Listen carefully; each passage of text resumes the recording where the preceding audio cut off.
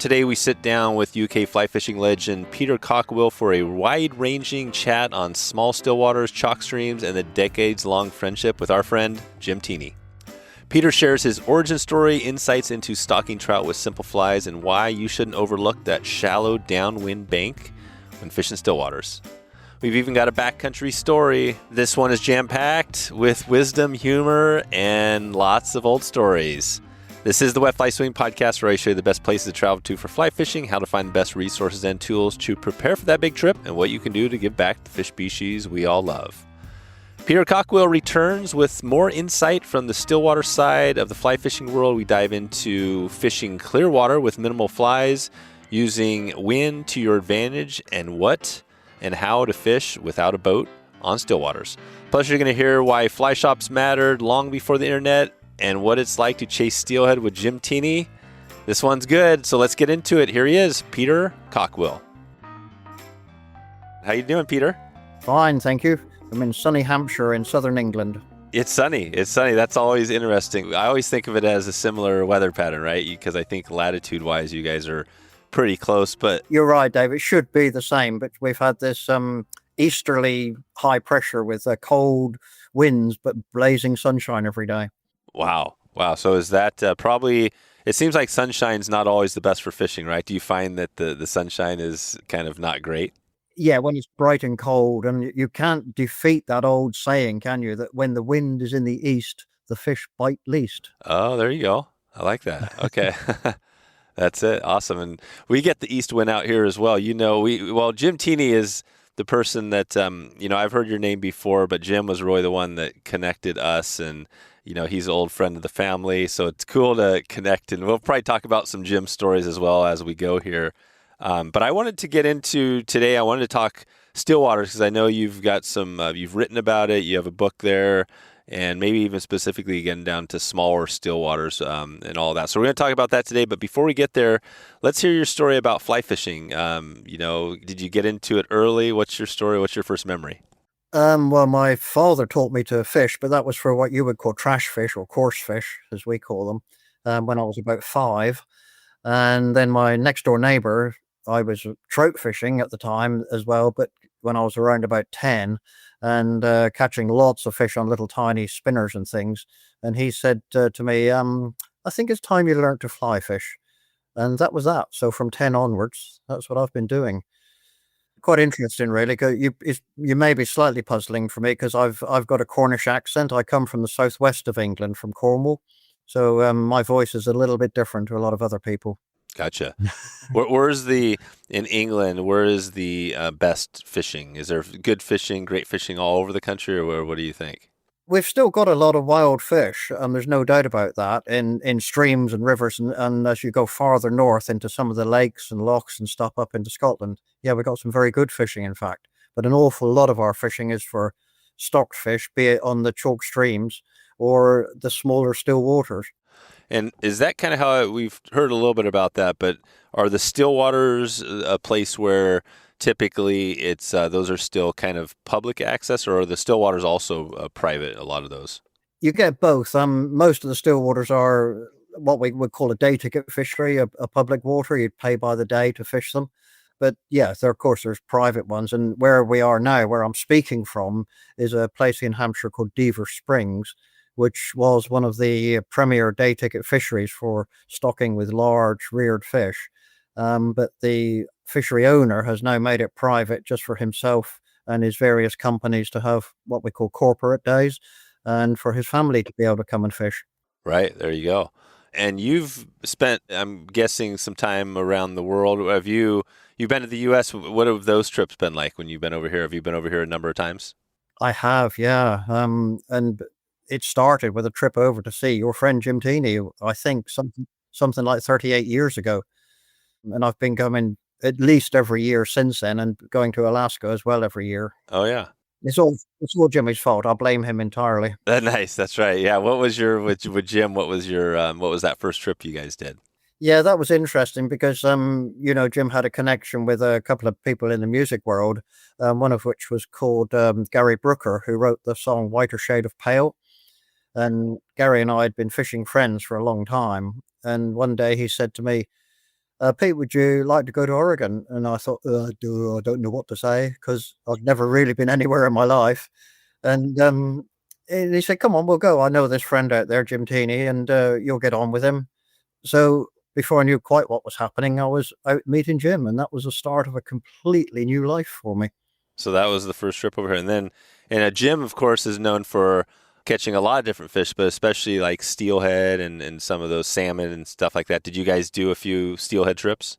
Yes, we did. Mostly in Oregon, and I got my first one on the Clackamas. Yep. Do you remember that first steelhead pretty well? Oh yeah. Yeah. What was that? Was that because that probably, I'm guessing, was probably a decent sized fish. Had you caught some larger fish in that range? Anything close before getting that steelhead? What was the closest fish you had caught? What, in terms of size to a steelhead, you mean? Yeah. Yeah, I mean, I'd caught some big fish over here in the UK because, as I say, we do this stocked fishery system. But in terms of wild fish, no, it was the biggest wild fish I'd ever caught. Gotcha. Well, let's hear on a little bit on the Stillwater. I'm interested in this because we, definitely talk Stillwaters. Phil Roy does our Littoral Zone podcast and talks a lot about that. But, I think you probably bring a different perspective, especially because there's different techniques and stuff like that. But what is that like if you are, heading to a new lake? What is, like, if somebody's out there, they're maybe newer to Stillwaters, what are you telling them to kind of get prepared a little bit for a Stillwater? And is there a big difference between a smaller Stillwater and a larger Stillwater? There is a difference, yeah, because it does depend on the sometimes on the size of the fish that are being stocked. We've got larger still waters up to several thousand acres, and they generally are stocked with fish of around 2 pounds or so, which then in some instances can grow on very, very well indeed. But the smaller waters can be stocked with fish of very varying sizes. I mean, where I'm speaking from here, we do rear rainbows and stuff and browns up to maybe 20 pounds if we can. Wow. Okay. So yeah. So these fish. That's the other cool thing about the Stillwaters, right? Is that you can get some pretty large fish. And what does that look like over there on the lakes? Do you guys get? I'm just thinking like growth wise. I always think of kind of the Eastern Oregon over here, or places where you get a lot of production and is it the same thing there? Are you getting a lot of bug life in some of those lakes? Yeah, again, it depends very much on the water, doesn't it? But like, where I am here in chalk country, it's very rich, the water, so we get very good chironomid hatches and plenty of damselflies and the various mayfly patterns. And maybe describe that again, the chalk streams on why those are so productive. Is that a certain type of, maybe describe the chalk stream first and why they're so productive?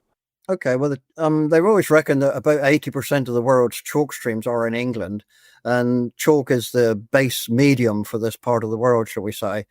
So when it rains here, the water goes into the ground and then comes out in the form of springs and whatever to make the rivers. So rivers here in this part of the country don't flood because they don't get direct runoff into them very much. So they tend to run out of the ground.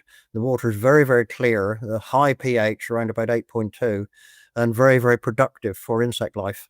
Gotcha. So it's kind of like spring creeks, essentially, like a spring creek. Yeah, I mean, you've probably heard of rivers called the River Test and the River Itchen.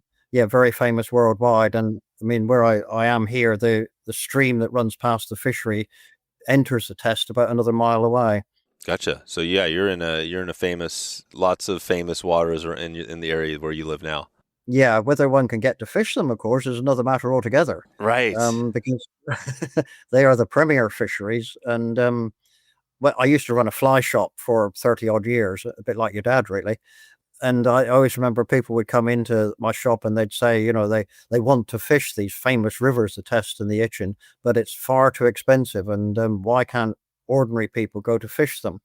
I'd say, well, they are the premier rivers. They are fantastic places to be. And they happen to be in the southeast of England where most of the money is. Therefore, they're going to cost.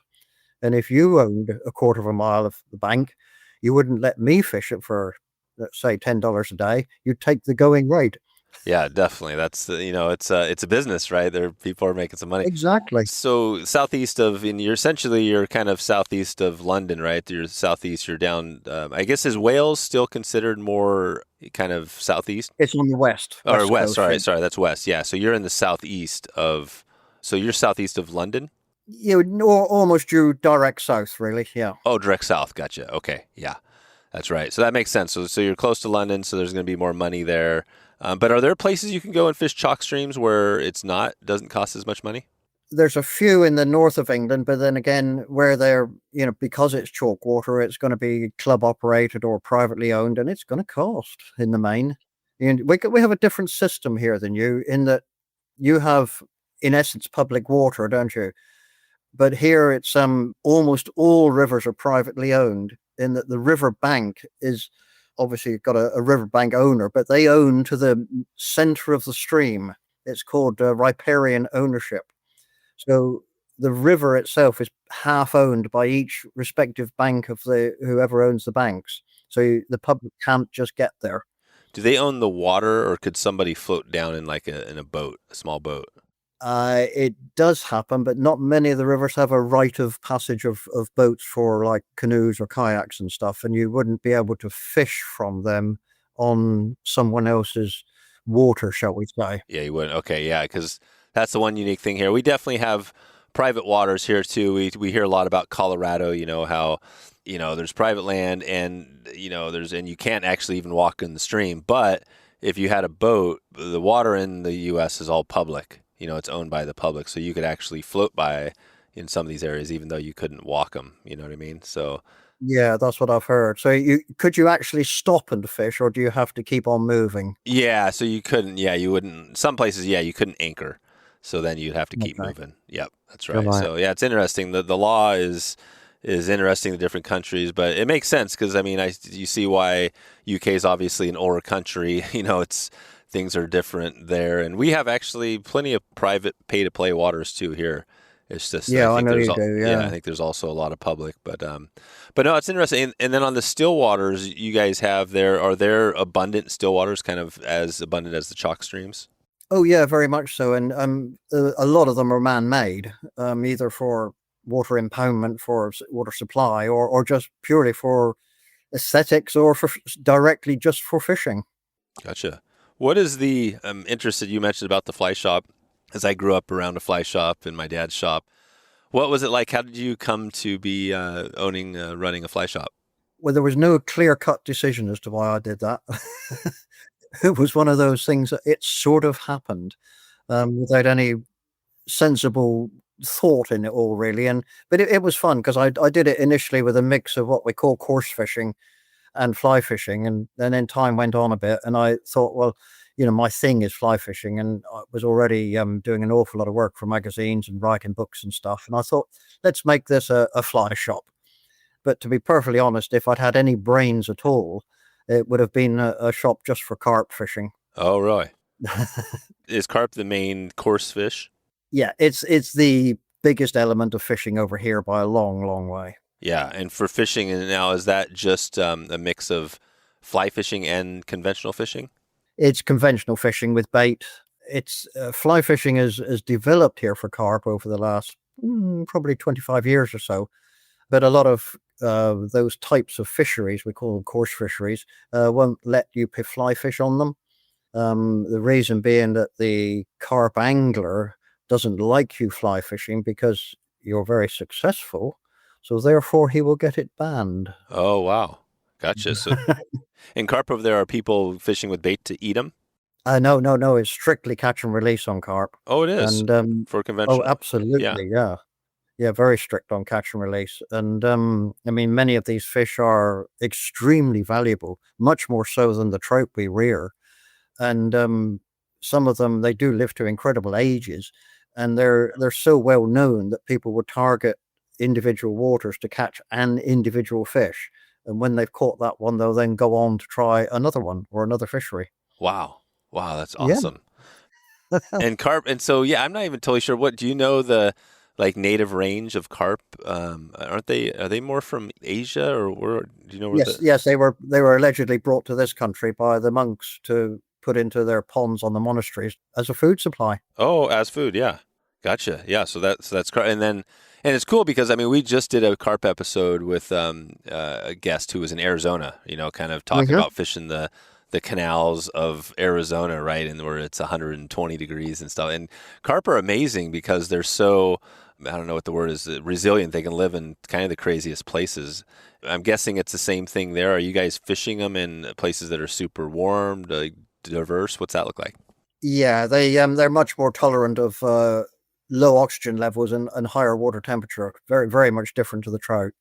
So we're here now. We're just at the stage of waiting for the waters to warm up a little bit to be able to get after the carp on the fly, because in the winter months they go quite torpid and they're hard to get to take on the fly. But as the temperature warms up, they're much more keen. They're feeding more heavily. But you see, also here we're allowed to do chumming for them, where we throw bait into the water to induce the fish to either take the hook bait or to get them up on the surface on floating bait. So we can get to fish fly patterns of various sorts to try to get them on the fly. Oh, wow. Okay, so you can chum up with bait. Yeah, no, I know it's not allowed in your country. Yeah, no, I don't think that is allowed in most places, but no, it sounds like fun. So you're baiting them, getting them up, and so you mentioned on your shop you would have been smart to have the carp, focused shop. But what was your shop like back in the day when you walked in there? What would you see? What was that picture? What'd that look like? Oh yeah, I mean, once I'd made the decision to go fly fishing only, that was it. That's what I really did. I did fly tying materials quite heavily, and then obviously different rod brands. I did obviously did Jim Teeny's lines. I was a Hardy agent. I did Able reels. I did Temple Fork for a while. I did lots of different things, and I was one of the first people to do some of those brands in the UK. Yeah. So Hardy, and what was the years that you had the fly shop open? That's a good question. I closed it about 8 years ago, and I ran it for 31 years. So Okay, about 8 years ago. Yeah. yeah, I mean, I closed it just before COVID, so it was probably a good time because I think I would have been defeated by the internet and the way things were changing. So it just worked out okay, really. Trout Routes by Onyx is built for fly anglers who want better intel without spending hours digging for the information. You'll get access to public land maps, stream access points, regulations, and even road and trail maps all in one place. It's become my go-to app for scouting new trips. You can check them out right now. Go to wetflyswing.com/trout routes and download the app today. Stonefly Nets builds handcrafted landing nets that are as tough as they are beautiful. They're shaped, sanded, and finished by hand from premium hardwoods. You'll feel the difference the moment you land your first fish. Light in the hands, strong at the hoop, and made by someone who knows what it means to earn your trust. You can head over to stoneflynets.com right now and see what they've got in the shop today. That's stoneflynets.com. Yeah, so really, actually, yeah, more like you started in the 80s, like the late 1980s, somewhere in there. Yeah, around about then, yes. Gotcha. Yeah, so that was about the time. Perfect. So, and was the shop when you started that you had already written? Maybe talk about that. Like, how did you, what was some of the articles? What were you focused on then? How did you get? Because you are, I mean, known as kind of a famous person out in the fly fishing space. How did you build that reputation? Yeah, it was always a fun one that because I'd been catching a few fairly big fish, and then your name sort of gets around a little bit, and I'd never thought about writing. I mean, I'm not very smart at all, but when I was fishing a large reservoir, a concrete bowl, we call them, a big concrete man-made reservoir near Heathrow Airport, actually, called the Queen Mother Reservoir. Been fishing there a lot, and it was just, in those days it was stocked with 12-inch fish, which is impossible now because of the cormorant problem. But it was a rich water, and the fish grew quite well, and I wanted to try to catch the better ones. So I did that for a long time, and I was catching some quite good fish. But I'd made up a tandem hook link to be able to fish a large black lure, basically. And I'd used a bit of braided nylon and stuff to make the hook link, and it seemed interesting. So I wrote a little story about it and sent it to one of the magazines, one we had for many, many years, called Trout Fisherman magazine. And they published it, and I thought, oh, that was fun. I did that, and I thought no more of it. And then at some other date, I happened to meet the editor of the magazine on a fishery, and he said to me, "Have you got anything else?" No. And he said, "Well, why don't you write about this? About this catching of the bigger fish that you seem to be good at." So I did, and that's what happened. Before I knew what I was doing, I was writing. Yeah. Wow. And it sounds like in the shop kind of came to be. It sounds like a lot of this stuff was just naturally you didn't plan it. It just kind of happened. Is that how a lot of the stuff happened in fly fishing for you? Yeah, absolutely, Dave. There was no clear-cut plan at all. It just sort of happened. Yeah. Yeah. Has fly fishing always been, I mean, obviously it's kind of where it all started. That's kind of where, I think I would love to get over there. I think probably a lot of people would love to fish that area just because it's kind of it's not just the birthplace of fly fishing in the U.S., it's the world, right? I mean, that's kind of where it started. It is really, yeah. It's certainly dry fly and stuff. Yeah. Well, I want to hear about the book. And I'm not sure how many books, if you've written a few books, but you wrote one on Stillwaters. How did that one, what was that process like? Was that quite a while ago? And talk about like what that book covers. Yeah, I've done 3 on fishing the small still waters, as we call them, these smaller stocked waters. I've done, it was just upgrading it over the years. So I've actually had 7 books published now, and one on fly tying, all those sorts of things that you do in this fly fishing world. And yeah, it's been fun to do. It really has. I enjoy it. Mm-hmm. What is the Stillwater book, like the small, talk about that. What did you cover? Was that like a full-on 101 from start to finish from anybody who maybe like beginners, or was it set for a different level? It's really set for so you can get into it by reading everything there, but I tried to put enough in to inspire somebody who's been into it for a while to think a little more deeply about it. I mean, it's relatively straightforward in fly fishing to learn to cast and cast out a fly, cast a fluffy thing, whatever it may be, and hopefully a trout grabs hold. It's not too complicated. But, if you want to fish imitatively, then yeah, you need to think more about it. I mean, for example, yesterday on this fishery here, we did what we call a corporate day, which is for the fishery owner for his different businesses. So I'm teaching 14 people who've never fly fished, get them casting, get them operating a fly rod, and with the fish that are stocked into the lake, there's a pretty darn good chance they're going to catch something. And if that happens, I look on it as yet another life ruined. Right. Yeah. Is fly fishing, can you tell there? Is it still, gaining popularity? Is it losing popularity? What does that look like? Any idea? There's a lot of people coming into it every year, but the numbers participating seem to be about stable.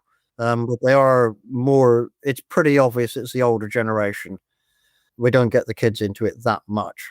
Yeah, you don't. And that's and I guess it's similar here, although I think I think part of the thing that happened, or we talk about, is the old white guy syndrome, right? Like that's what fly fishing was known for, right? The old white guy, and the kids didn't really see it. I think now in the U.S. you're hearing more, and I'm not sure of the statistics on it, but you're hearing more about these kids that are getting into it, and they're doing different things. They're not just fishing for trout.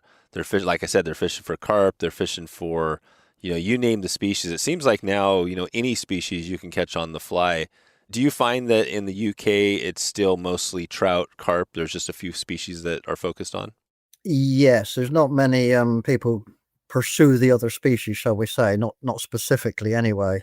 Pike are pursued on the Oh fly yeah, quite a pike. bit. Yeah. We've got some very good pike, and their saltwater fly fishing is increasing, particularly for our most common fish around the shore, the bass. It looks like your striper, but it doesn't have the stripes on its sides. Oh, okay. It's like okay. Yeah, and that's very popular here. They don't get as big as your stripers, but that's a growth thing without a doubt. And the weird thing is, over the last few years, that bluefin tuna have come back off the British coasts, Oh, wow. and they disappeared many years ago. They were caught in the North Sea, which is the big sea between England and the continent, when the herring shoals were there, and people were going out with what we would call now antiquated gear, fishing for these massive tuna. And then the herring shoals were overexploited, and that was it. The tuna were gone. But the last few years, they've come back again, and now they're all around our coasts. Wow. And are people fishing for these are big fish, right? These are big, yeah. They are fishing for them, but with conventional, shall we just call it tuna gear, I haven't heard of anybody risking it on the fly yet. And that, to me, I would have thought would be risking it. I don't think I'd want to hook one of those things on a fly rod. Yeah. Right. No, definitely not. What about Atlantic salmon? We've heard some stuff about that. Is that something you've ever tried out there in that area? Yeah, I mean, I was lucky where I lived in Cornwall, would say down in the southwest of England. There was still a lot of wild fish in the streams and that, albeit mostly brown trout and some sea trout. The sea running version of the brown trout. but there was also Atlantic salmon around. And I often tell the story that I probably said to you once before when we're with Jimmy that I have a passion for grayling, but we'd fish for grayling in the winter months on the headwaters of some of the rivers down in Cornwall, fishing for grayling. And this would have been when I was still a teenager, and salmon were a confounded nuisance. Really? That sounds stupid to say, but this was the salmon spawning time, and they would be up the rivers in the winter. And there would be in some of the pools so many of the things that you couldn't run, say, a little red worm or something like that through on float fishing bobber gear to catch the grayling because the salmon were in the way. Wow. People don't believe me on it, but within a very few years, they were gone. They were. So what year when they were, what year was that roughly when they were, stock? This would have been in the 60s. Yeah, in the 60s. Okay. And then within a few years they were gone. And that was, do you know what was the reason behind that? There's lots of complicated theories, but I think an awful lot of it in those early days was pollution on the rivers impacting the fry. Yeah. And if you don't get babies, you don't get adults, do you? No. So just water quality and all the impacts of just human population growth and everything. Yeah. I think silage pollution back in those days was a big factor. Yeah, that's right. Okay. But I mean, at that time, I started work for what we call our River Board, which is now the Environment Agency, and I'm really a water chemist and fisheries biologist. That's what I really am. And I used to fish these streams, and we would catch these little baby salmon, par and small brown trout and things on wet fly. A trout never got more than about 8 ounces, but we'd catch lots of them. And one of my great friends in fly fishing, he went on to university, which I didn't, but he then worked for the same river board that I did. And he then did the river survey work on these streams, which I had done many, many years before on stretches that we used to fish together as lads. And he said he'd go through with the electric stunning gear. And he said, there aren't any there now, Pete. Those streams where we were catching 50, 60 little fish in a day, we weren't finding any. Wow. Yeah. So things happened quite dramatically. Yeah, and I think they've been, and obviously changes can be made, and I think there are some examples of where the populations have come back, although I haven't heard lots of great things of recent, right? I think there's still some struggles out there. There are struggles, but yeah, there are things recovering. I think we've got problems with sewage pollution here quite badly, but yeah, and in a lot of places, the fish species and numbers have recovered quite well. And you said about Atlantic salmon just now, and they were on a pretty serious decline right around the country. But there's last couple of years, there's been a glimmer of hope that there may be a slight recovery. Nice. Well, we'll wait to hear on that. Let's take it back on the Stillwater a little bit there. So, and I want to focus because I'm interested. I don't want to miss this on some of your background with the book and everything. But let's just say we're going to a Stillwater. Maybe it's a new Stillwater. You're heading out to a new Stillwater. What are you telling somebody, or what are you doing to get prepared to kind of find the fish, to know what to use? What does that look like, kind of the first steps? Yeah, that's a fun one because when I was working for the magazine, I did features on different fisheries right around the country. And so I saw, let's say, around about 200 different fisheries over those years of writing. And we'd go to there, and I've got to get a result on the day. I've got a photographer with me. I've got to catch. So we get the pictures and whatever. Failure is not an option. Yep. And it was quite fun, really, because my wife always used to come with me. And one of the days she said, what is it you see? She said, you talk to the cameraman. She said, you talk to the fishery owner. You talk to the fishery anglers. She said, you never take your eyes off the water. And then you say to the camera guy, okay, let's get going. And you go off somewhere on that lake, that small pond, whatever it is. You catch some fish, you get the pictures done, and your job's done. And what is it you see? And I thought that was a really, really interesting question because I hadn't thought about that before. So you're asking me the same thing, really. What do I see? Yeah, that's right. Yeah. What do you see? What is, because Stillwaters, I think, are a little bit daunting because you look out at them and it's just like one straight flat body of water. Mm-hmm. You know what I mean? And you don't see much, but what do you see differently? How do you look at the lake differently when you're trying to figure out, like, where are the fish, where to start fishing, all that? Well, before a trip, I would have been thinking and watching the weather.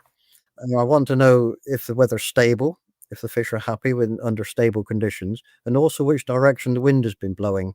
I mean, if it's been the same wind direction for 2 or 3 days, I've got a pretty good idea where the fish are going to be, because they almost always end up on the downwind shore, especially if they're newly introduced stockfish. And most people can't cast into the wind, so that's fine by me because I can. So I know where the fish are, so I will catch them. But also, I would be looking at the water birds, see where they're diving to where their food is on the weed beds, and the insect where they were likely to be, where the deeper parts are, where the fish may be if the temperature is varying a lot. Just looking all the time to see what's going on. Is there a hatch? Is something happening? Lots of little factors you have to put together. Yeah. What is it on lakes? What are over there? What are the common bugs? They're a pretty diverse selection of different insects. Yeah, an awful lot of it is chironomids, what we call them buzzers, which is a really the strangest name when you try to explain to somebody, because the buzzer pupa, it doesn't buzz. It's the adult insect that buzzes. So why do we call it a buzzer? Right. Right. You don't even fish. You rarely fish the adult, right?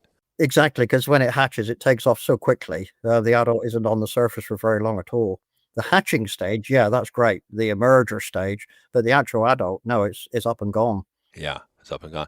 Are you fishing out on these smaller lakes? Typically, is this off the shore or are you using boats? It's mostly off the shore. On a water of, say, 10 acres and above, you'll sometimes get access for a boat and sometimes a float tube. Yeah, that's right. What is and is that the size? If you say, what do you consider a small stream? How small does it have to be? 10 acres? Do you have a number? Yeah, the smaller waters are generally reckoned to be under 50 acres. Under 50. But typically they'll be in the 5 to 15, 20 acre size. Yeah. Okay. 5, 15, 20. And so this is where, this is cool. So if you're fishing off the bank, which is actually a good place to be because that's the littoral zone, right? That's where the shallow area. We've talked to a few we mentioned Phil Roy with the littoral zone, Denny Rickards, they talk a lot about getting into the littoral zone, the places where fish are coming in to feed. Do you also find that shore or the shawl area is the most important, or how are you hitting off of drops, and where are the fish actually holding? Yeah, fish will always hold on a drop off, if you've got deeper areas and stuff. But like I say, that wind factor is a big thing in it. And if the downwind shore is relatively shallow, doesn't matter. That's where they'll be. People say that it's because all the food is blown that way, but I mean that's nothing to do with it. If all the food were blown on that way, then one shoreline would have all the food, and there wouldn't be any food anywhere else in the lake. Well, that doesn't happen. Sure, insects do get blown to the downwind shore, the hatching ones, but what it actually is that a wind will induce an underwater current. So where the water's turning over on the downwind shore, there is an underwater current, and stillwater fish love the feel of a current, however slight it may be, and that's where they are. They're happy. They love it. Gotcha. That's why the wind's so key. So it's actually stirring up. It is. And you like the down where it's pushing in because that's where you're getting the most stirring up of insects? Yeah. And I mean, typically, I would fish off the bank and stand several feet back from the bank, and I would expect the take to come right at my feet. Whereas most people like to wade in and cast as far as they can. Of course, now they've just trampled all over where the fish are likely to be and scared them away. Right.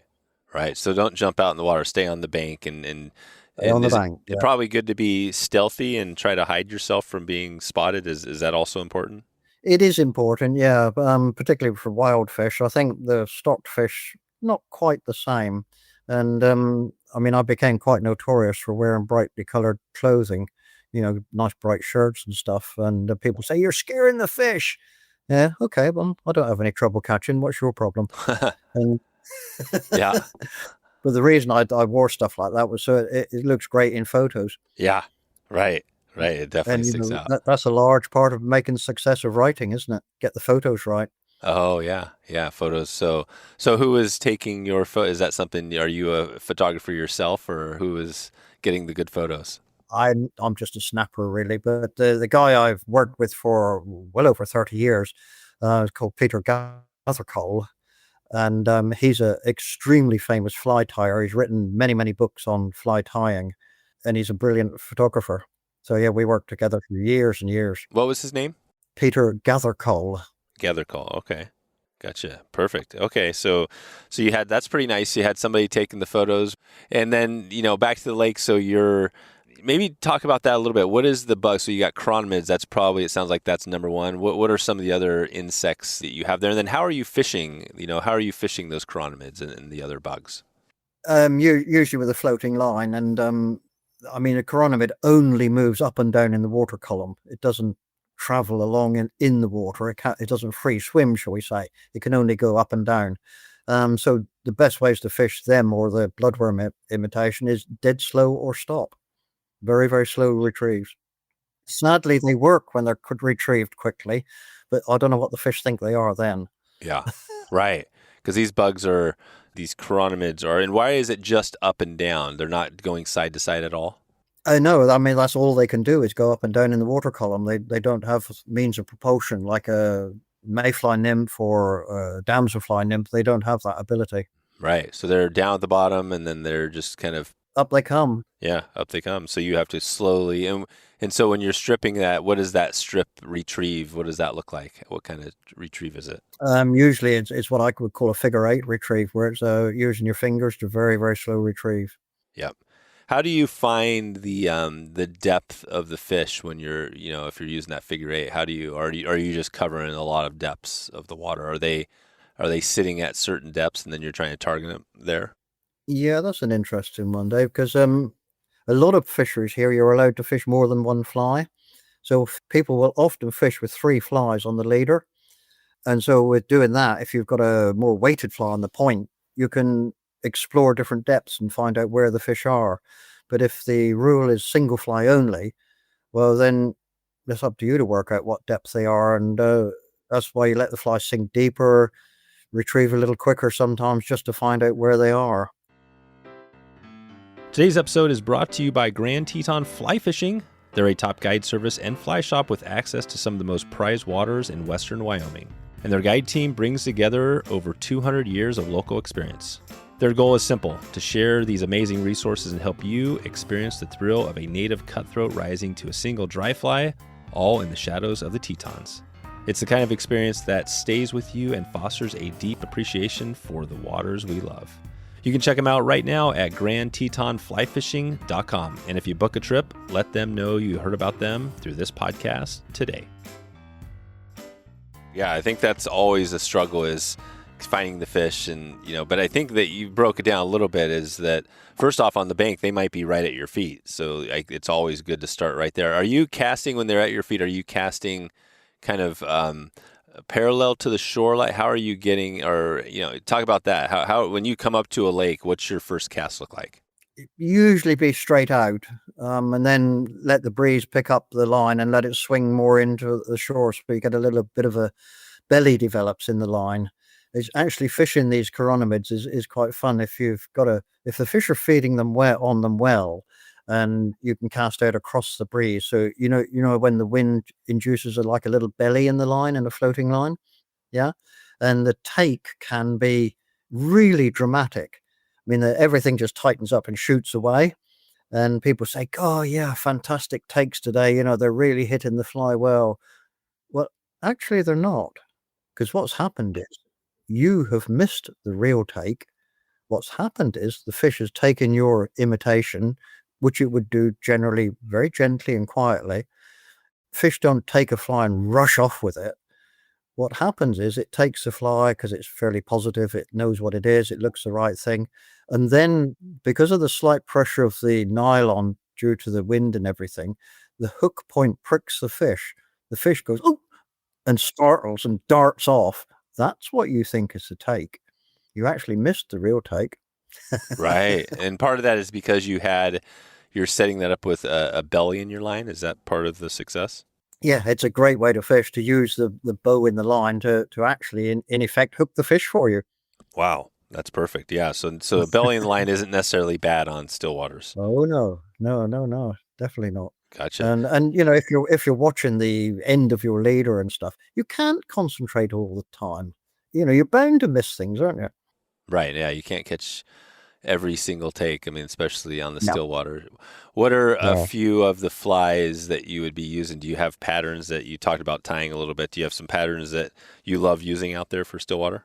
I do, and interestingly, I do like the clearwater fisheries, like which we get in this chalk country, and I like to be able to target an individual fish.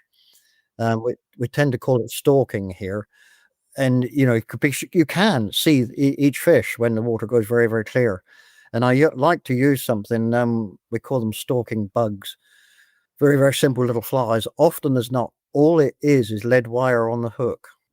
It's nothing else. I don't know. Do you have a camera on me at all? No. You don't? Okay. Right. Well, I can't show it to you, but I'm just holding a hook in my hand. It's saying it's like a size 10 standard shank hook, and there's 6 turns of lead wire on it, on the hook shank, which I've touched with a olive Pantone pen just to give it an olivey tint on the lead, and that is it. There is nothing else on it. That's it. So what is that? Is that imitating a chironomid? It might be. Yeah. Yeah. You can think what you like it imitates, and I like to cast it and drop it into individual fish. It sinks very very quickly because there's no dressing on it, so it sinks down real quick. And I try to get it to fall right in front of the fish's face, and they will just move forward slightly and take it as gentle as a lamb. You do have to be able to see, because again, you won't see a lot of the takes if you can't see the fish. So what are they taking it for? Now, there's a little puzzle and a conundrum, that's for sure. So I tend to think maybe they see those turns of lead wire as the segments of an insect's abdomen. Maybe. I don't know. But if they had any brains at all, they would see the whacking great curve of metal hanging from it, and the great big metal ring at the other end, and the hawser attached to it. But I think we have to accept that trout don't have the power of reasoning. No. No. Sometimes, putting something in front of them, they're just kind of curious. They're just going to Yeah, try it. and I love fishing these little dead things, and it is fun to do. I sort of became, how should we say, in my early writing days, because I use these things quite a bit. People would ask me about them. I love teaching it how to do it, and I do shows and talks for clubs where I tie these bits of lead wire. Then people look at you, they think, no, no, no, that's not true. Okay, well, let me show you how it works. And this is a fun thing. I hope you'll like this. When I first came out to Oregon, and I went to your dad's shop, okay, I bought a coil of lead wire, which you guys use. It's got a hole through the middle of it, and you use it for lead weights and stuff for fishing with lures or whatever to get the gear down. And I bought this coil of lead wire from your dad's shop because I thought, oh, this is going to be interesting. So when I got back here to the UK and would be doing, say, a club night, and people would talk about these lead wire flies, and it is a very, very fine lead wire we use in the main. So I'd say, yeah, what you need is a coil of lead wire, and I'd root around in my bag, and I'd pick up this coil of lead wire that I bought in your dad's shop, which is really heavy stuff. And they go, what? You're using that? I say, yeah. Right. So I've still got that. You still have that. Yeah, listen. Yeah. That's the coil of lead wire. Oh, there it is. Amazing. Which I've still got from your dad's shop. Oh, that's pretty cool. Wow. So, and this is a heavier gauge wire than the stuff you guys typically use. Oh yeah. Yeah. Yeah, you wouldn't be able to wrap this on a size 10 hook. Gotcha. So why did you grab the heavy duty from my dad's shop? Just for that to use as a talking point? Because as soon as I thought, oh, I can make a joke out of this when I'm there. You go. You did. That's amazing. Yeah, I'm trying to think because, man, I use lead wire for a lot of flies, and we had different sizes. I'm trying to think, what did we use it on? I think we weighted, God, I can't even remember what flies, but I know because I used to tie, probably hundreds, thousands of flies in that shop. And so, yeah, that's amazing that you've still got that lead wire. But did you then use the lead wire or maybe even flat sheet lead, just simply to weight the fly to be able to get it down? Yeah. We would do you'd do like 8 wraps, 5, 8, 10 wraps, like right at the start, wrap some thread around it to secure it, and then tie your fly on top of that. Yeah, exactly. But then you can obviously remember this because what happened was that the gold bead came along, didn't it? Yeah. For fly tying, and that suddenly was the weight, and then the beads became different colors, and then the beads became tungsten or lead, Tungsten. Yeah. and now a fly isn't a fly unless it's got a bead head. Right. But I mean, I've looked at real flies and insects and bugs for years and years and years. I've never seen one with a great big bulbous head. No. No, that's right. Yeah, it's kind of interesting. I think part of that, we had an episode, we did a webinar with Landon Mayer, who does some stillwater fishing in Colorado, and he was showing some of his favorite flies, and he was talking about, one of them had a little glass bead, and he was talking about, I think he was saying maybe that was like a bubble, like a water, whatever that is, right? It could be some other little thing, but I think it is just attracting their attention. But also, he was saying that he thought those flies that are really subtle, that don't have anything, beads or anything, can also be effective, right? So I think it maybe depends on how much pressure and stuff like that, right? What the fish are seeing. Yeah, and fish are curious too, aren't they? There was a friend of mine, he was making flies out of a range of different colored beads, just threading the beads onto the hook, nothing else. No real different to my lead wire fly, if you like, but his was just a range of beads. And he caught all sorts of stuff on them. And I think a lot of it is if you can see the fish and you can target it exactly and get it to dead drift or whatever in front of its face, you're in with a damn good chance, aren't you? Yeah, that's the key. And it's interesting because that's what Jim Tini, that's what he talks about. I think he got kind of famous for the, stalking fish, and I spot him, I got him, right? That's one of his famous. Word. Do you remember that, those times when, you've met Jim and hearing about him or knowing, I mean, first, like, did you know all those stories about the New York Times articles and all that stuff where, throwing rocks at fish and all those things? Yeah, I know Jim took some stick over the years. And, I mean, I've been very, very lucky to have fished with him many, many times, particularly in Alaska and stuff.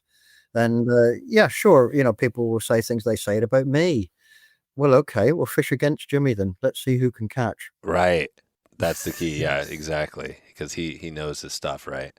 Yeah, I mean, I always talk about him with his ability with his sunk lines in that he can map out a pool by feeling around it with his sunk lines, and he can tell you where the rocks are.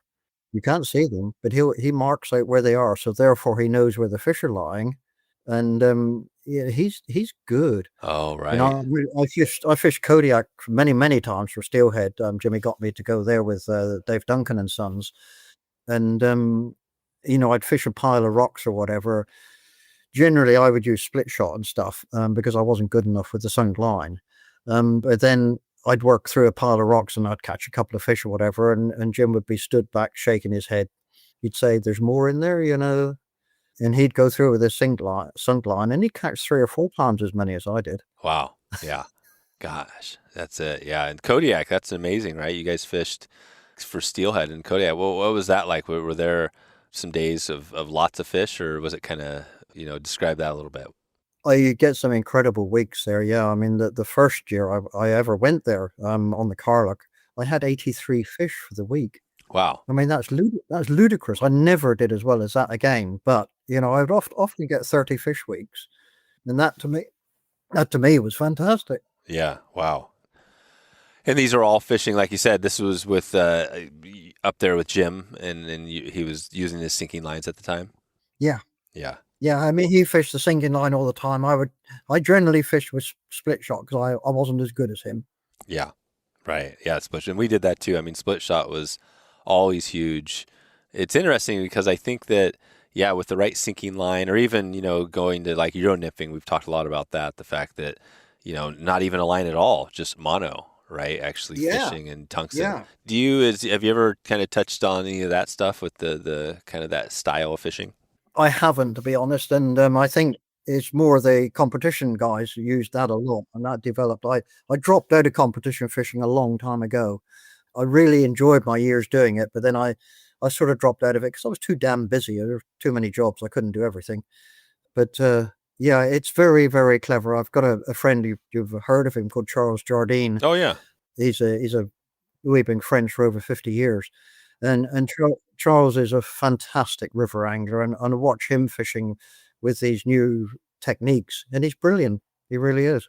Yeah, he is Charles Jardine. Yeah, we had, I think, I can't remember the episode, but we had him on the podcast quite a while ago. I think, yeah, episode 221. We talked about nymph fishing with Jardine. Kind of, I think some people have said maybe the Lefty Cray of the of that world, right? It's probably Very sim. much so. I Yeah. mean, I always rate him as England's number one by a long, long way. He's just a brilliant fly tyer, brilliant angler, wonderful artist, and a great communicator. And he does wonderful things for fishing.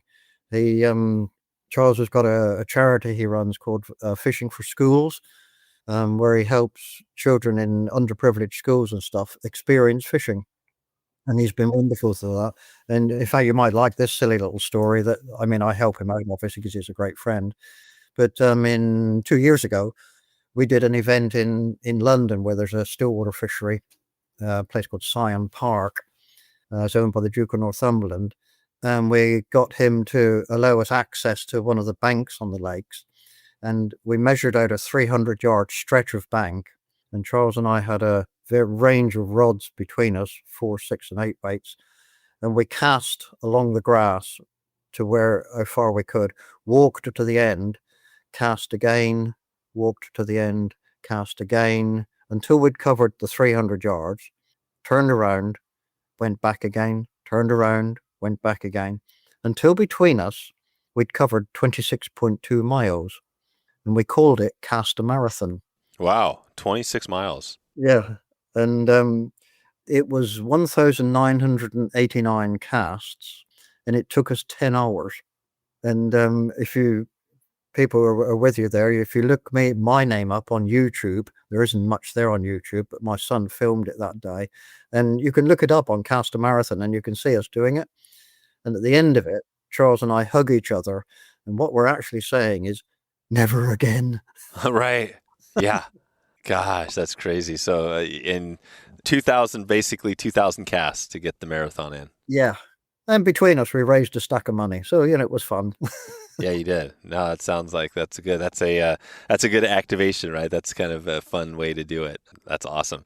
Well, this is good. I think that we're going to start to take it out of here. We've got the a segment we call the Plays of the Week segment. This is kind of my throwback to some of the sports, ESPN Sports Center, but thinking Plays of the Week.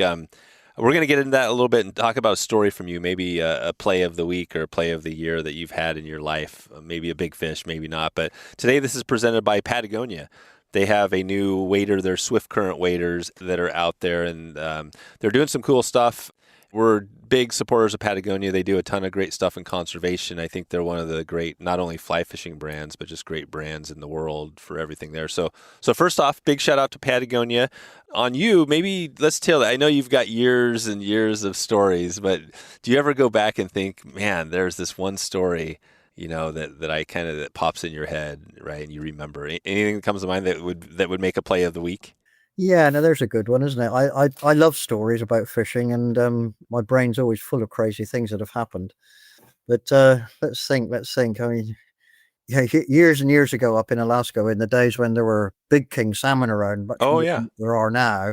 yeah. And we had a year when, there were some big old fish around, and we'd spotted one particular fish in a pool, and it was difficult. I couldn't get the thing, and neither of my friends could. But we were casting at this thing, and I eventually put on a fly that my daughter had made for me when she was 14. It was a mixture of pink, purple, and blue. We called it the Fonzie fly because she was called Fiona. And put this fly out, saw this fish lift and snap its mouth, and I thought, that must be me. Tightened, and it was. And hence the long, long battle. It was 51 inches by 34 inches. That's a pretty big king salmon, isn't it? Wow, I wonder how big. I don't even know how big of a king salmon that is. That kind of in the 30-pound range? More like the 70. Oh, 70 pounds. Wow. Okay, so yeah, this is gigantic. Yeah, 51 by 34, and we put it back, obviously. But I got a picture of it I used to have in my shop, and people would say, why didn't you hold it up for the camera and stuff? Why are you one end and the guide the other end? I said, well, it's pretty damn simple, actually, because a fish of that size, I can't lift 70 pounds with my arms stretched that far apart. Right. Right. Totally. Oh my gosh. So you caught yeah, what most people, I mean, you hear about these stories of back in the day, it's always kind of back in the day, but these fish that are, maybe even up to 100 pounds or over 100 pounds, right? Well, they did. I mean, on the Columbia, they were, weren't they? Yeah, some giant fish, but even, I mean, even 70 or 50, really. I mean, gosh, if you were to get a 50 pounder, that would be gigantic. So, and what did getting that in, do you remember like what rod you had and what that was like? Yeah, I was using a 9 weight G Loomis and of course a teeny T300 line. And I can't remember the reel, probably a great big Able because I was crazy on Able colors at the time. Oh yeah. And yeah, I mean, but it was just surreal, it was just a lot of luck, I think. And the fish chose not to leave this huge pool. I mean, if it had done the normal thing of running down river where you got to get the boat and chase it, I wouldn't have got it. But it chose to stay in the pool and slug it out, and that's fine. And it came into the edge at one stage, nothing to do with me, and I could see the fly in the corner of the mouth really easily. And I said to the young guide, I said, I'm going to run below it, try and turn its head over in the shallows. I said, you've got one chance to grab its tail. Get it wrong and you're going to die. Right. Yeah, this And would be yeah, all of a sudden we got it. the Yeah. ultimate guide mistake, right? Don't lose this thing. And all of a sudden there it was. And there it was. Wow. And you got it in. What was that like? That camp, was this the camp? This is the Duncans, right? Down there on Yes. the Nushagak? On the Connect Talk, this was. Oh, the Connect Talk. Yeah, that's right. Connect Talk. What was that camp like? Was this where you're in some nice tents sort of thing? What was that Duncan camp like? It's a tented camp, which has evolved over the years to become extremely comfortable. And they do a great job there. They really do. I mean, I've been going there for now 38 years. Oh, So so you're still going to the same camp. yeah, I take people there every year from the UK, and I love it. And I'm getting people ready to go for this coming year. And I've done it a lot, and I've been lucky. I really have, Dave. I have been lucky in my life. But I look at it now when I take people there that I want them to see it through. I like to see it through their eyes again. So I'm experiencing the whole thing through their eyes, and I love to see them get the thrill of seeing all those fish. Yep. Wow. That's really cool. Yeah. So you're experiencing, I mean, yeah, through just like a guide would, right? Kind of through but Yeah, you're also getting a chance to still kind of do some fishing out there, right? yeah, very much so. And but if you talk about guides, yeah, my goodness, I do respect guides because they got this bunch of people to look after for the week of very, very varying abilities. And they may have a tough week, they may have awful shitty weather, whatever it is. At the end of the week, they say goodbye, blah blah blah, see you again, blah blah. A few minutes later, the next batch of guests arrive to go through the same whole thing, week on week on week. You've got to be a bit special to be a guide. Yeah, you do. Yeah, the guides that was one thing I was never super great at. And yeah, you got to be there's a certain type of person I think that makes a great guide, Yeah, right? yeah, very much so. We've talked to a lot of them. Nice. Well, and I guess, you've been here a lot. Have you ever thought about over all those years, maybe making the move and trying to, maybe live in the U.S. more? I know people here in the U.S., you hear people sometimes talking about, because of changes like leaving the U.S., right, to go other places because of whatever politics or something like that. But is that something you ever thought about, or do you just, you've kind of always been settled where you're at? I sort of goofed around with the thoughts at one time, but yeah, I think I come from Cornwall. I don't live there now, but it's England's my home, and I guess I'm stuck here. And goodness, I'll be 78 in a few weeks. I can't move now. Right. Yeah, it's too much of yeah, the move is one of the most stressful things, right? So, and what was the name of the town that you're in now? The town is called I'm near a town called Andover, which is in Hampshire, Oh, okay, Andover, yeah. and the Andover. fishery is called Deaver Springs. Beaver Springs, okay. Yeah, I see it. Andover, okay. You got Anton Lakes. It looks like there's a lot of is that a lake that looks like that's a big reservoir near Anton Lakes?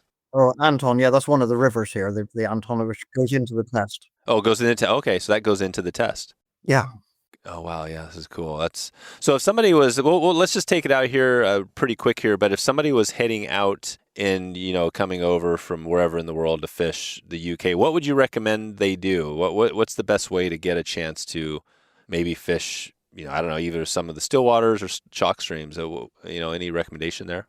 Well, the still waters are readily available on a day ticket, so that's not a problem. The chalk streams, yes, you can get day tickets on them, and it's best to do it through one of the booking agencies. And a very really good one is called Fishing Breaks, and I do a lot of guiding work for them. So they've got access to lots of different beats. But yeah, do if you're going to do it, book up well in advance. Well in advance, yeah. Yeah, gotcha. Okay.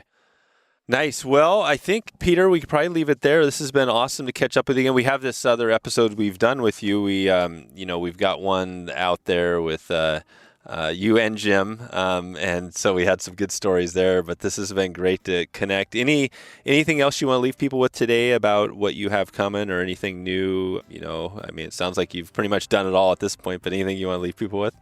I would say try many, many different things. Don't be stuck in the mud with one technique. If you're catching fish, fine. Or do something else. Learn a new technique. Try a different fly. Yeah, that's great advice. Yeah, don't get stuck in the same old, right? Yeah, if you're catching, that's fine. Or do something else. Yeah, or if you're catching, maybe even if you're on fire, you're catching a lot. Maybe still try something else, right? Because that's when you maybe will learn. Oh, absolutely. Yeah. I mean, if the fish are taking, that's the time to try different flies. Yeah, awesome. Cool, Peter. Well, we will send everybody out to Peter Cockwill on Facebook. Is probably the best place on social media to track you down. Yeah, that's the easiest. Okay, and we'll throw on your YouTube channel as well, so we can look at some of the.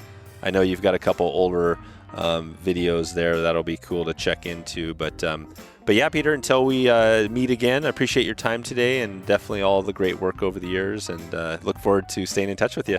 Thanks, Dave. Thanks for asking me.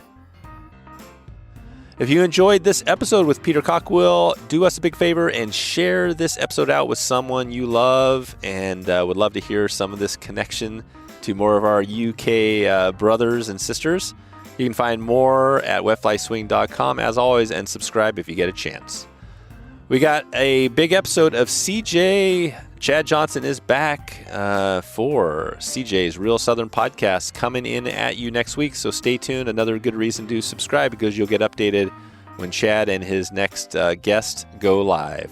All right, I'm out of here. I hope you have a great morning. Hope you have an awesome afternoon. And if it's evening, hope you're having a great evening and things are going well. And you're going to catch us on the next episode. We'll talk to you very soon. Thanks again. Thanks for listening to the Wet Fly Swing Fly Fishing Show. For notes and links from this episode, visit wetflyswing.com.